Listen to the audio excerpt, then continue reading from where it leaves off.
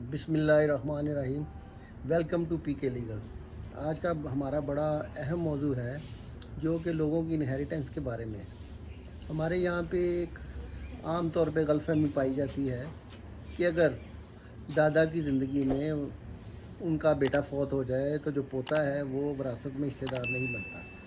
हालांकि इस मसले को 1961 के आईली कवानीन की सेक्शन 4 में हल कर दिया गया था और बड़ा वाज़े तौर पर बता दिया गया था कि अगर दादा की ज़िंदगी में उसका बेटा मर जाए तो पोता उसका अपने दादा का ऐसे ही वारिस बनेगा जैसे अगर उसका बाप उसकी जगह ज़िंदा होता तो वो वारिस बनता।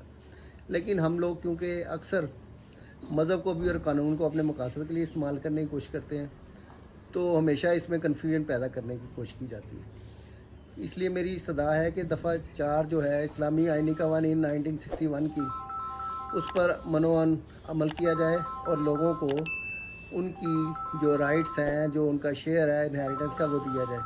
क्योंकि कुरान में बड़ा वाज़े तौर पर बताया गया है कि ये बहुत बड़ा गुनाह है और इसका क़यामत के दिन भी हिसाब लिया जाएगा जो किसी का शरई हिस्सा उसको ना दे। इसी तरह हमारा एक और जो बड़ा अहम मसला है कि जब किसी खातून को तलाक होती है या वो केस करती है अपनी वापसी जहेज़ का, तो जो उसके ससुराल वाले होते हैं वो डिमांड कर देते हैं कि जी हमने जो जेवर डाला है, हमारे वालिदैन ने, हमारे दोस्तों ने जो चीज़ें दी हैं वो हमें वापस की जाए। हालांकि इसके बारे में भी इस्लामिक लॉ में भी और कुरान में बड़ा वाज़े हुक्म है कि जो चीज़ें तुम अपनी बीवी को डाल देते हो वो गिफ्ट हो जाती हैं, चाहे वो तुम्हारे वालिदैन हो, तुम्हारे दोस्त हों, तुम्हारी बहनें हों, कोई भी हो, वो तमाम चीज़ें औरत की मलकियत हो जाती हैं।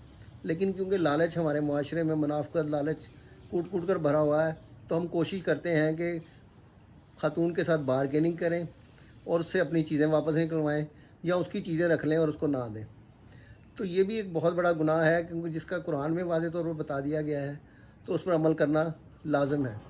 इस्लामिक लॉ के 5 माखज़ हैं, 5 सोर्सेज़ हैं। उसमें सबसे पहले कुरान है, फिर हदीस और सुन्नत है, फिर इज्तिहाद है, क़ियास है और 5वां इजमा है।